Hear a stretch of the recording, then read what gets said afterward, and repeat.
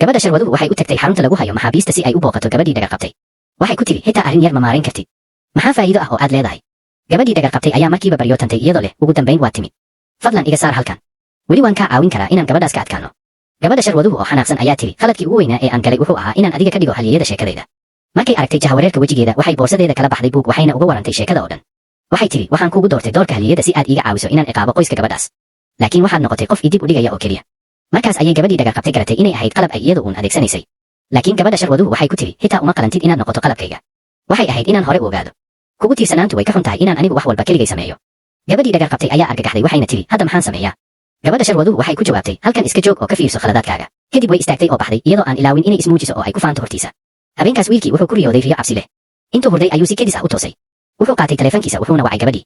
markii ay ka jawaabtay waxay tiri maxaa dhacay? markay maqashay inuu riyo xun ku riyooday ayay ku kaftantay iyadoo leh adiguna riyooyin cabsi leh ma ku riyootaa?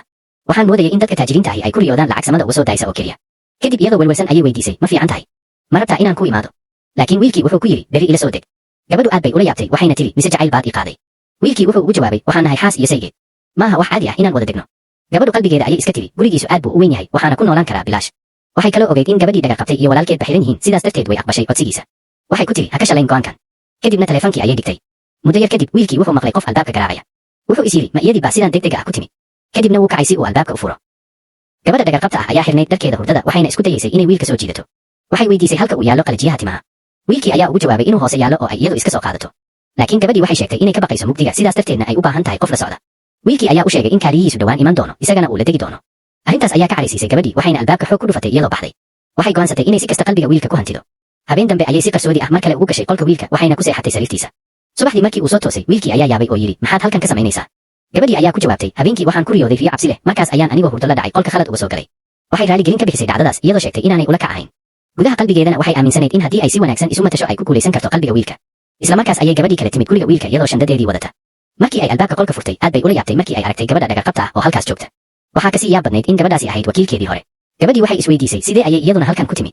wiilkii ayaa markiiba istaagay isagoo isku dayaya inuu sharaxo xaaladda anigu xitaa ma garanayo sababta ay halkan u joogto. laakiin gabadhii dhagar qabta ahayd ayaa hadalkii dhex gashay iyadoo isku dayaysa inay xaaladda marin habaabiso. wiilkii ayaa degdeg u qabtay gacanta gabadhii kale wuxuuna ku yidhi fadlan i rumayso. gabadhii way ogeyd inuusan wiilku been sheegayn. hase yeeshee joogitaanka wakiilkeedii hore waxay u muuqatay arrin qarsoon oo ujeedo kale xambaarsan. waxay u malaysay inay doonayso inay noqoto gabadha ugu muhiimsan sheekadan. sidaas darteed ayay si ula kac ah ugu tiri wiilka ha isku dayin inaad ifiyaanayso. gabadhii dhagar qabta ahayd ayaa arrintaas ku wareertay iyadoo isleh ma gabadhani ayay dhab ahaan ii difaacaysaa mise waxay ilowday wax kasta oo naga dhexeeyey. gabadhii dhagarta badnayd ayaa gacanta qabatay gabadhii kale iyadoo iska dhigaysa qof murugo leh ayay tiri wiilka wuxuu ii hooyey si uu abaal igu lahaa u guto. gabadhii ayaa qalbigeeda ka tiri mar kale khiyaamadan miyaa? maxaa wiilku mar kasta ugu dhacaa?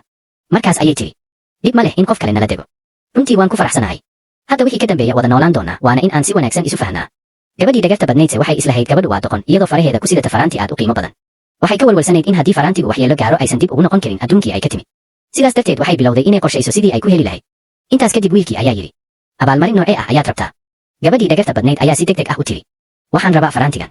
ma isiin kartaa? gabadhii ayaa qalbigeeda ka fakartay. marka hore waa inaan dejiyo si aan u ogaado waxa ay qorshaynayso.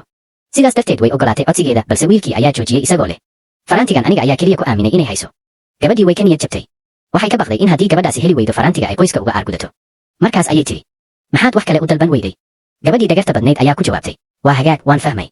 ma joogi karaa dhowr maalmood oo dheeraad ah ilaa aan ka helo meel aan u guuro. dhammaantood waxay wada fadhiisteen quraac. halkaas ayay gabadhii dhagarta badnayd fikrad cusub la timid. waxay taabatay gacanta wiilka iyadoo leh waad ku mahadsan tahay inaad i hoysay. aan ukun kuu diiro. wiilkii markuu arkay arrintaas ayuu dhinac u eegay gabadhii kale isagoo dareemaya welwel. markii ukuntii loo dhiibayna wuxuu yidhi anigu ukun ma cuno. laakiin gabadhii dhagarta badnayd waxay si fiican u xasuusatay in wiilka sheekada ku jira uu aad u jeclaa ukunta. daqiiqad kadib wiilkii ayaa meesha ka baxay. isla markiiba gabadhii ayaa dhoolla caddaysay iyadoo leh anigu saxamada ayaan dhaqayaa. faraantigan aad buu u qaali yahay mana sii xiran doono. markaas ayay sagootisay gabadhii dhagarta badnayd oo meesha ka tagtay. isla markiiba gabadhii dhagarta badnayd wejigeedii way beddeshay. waxay soo saartay faraanti been abuur ah kadibna waxay ku beddeshay kii dhabta ahaa ee miiska saarnaa.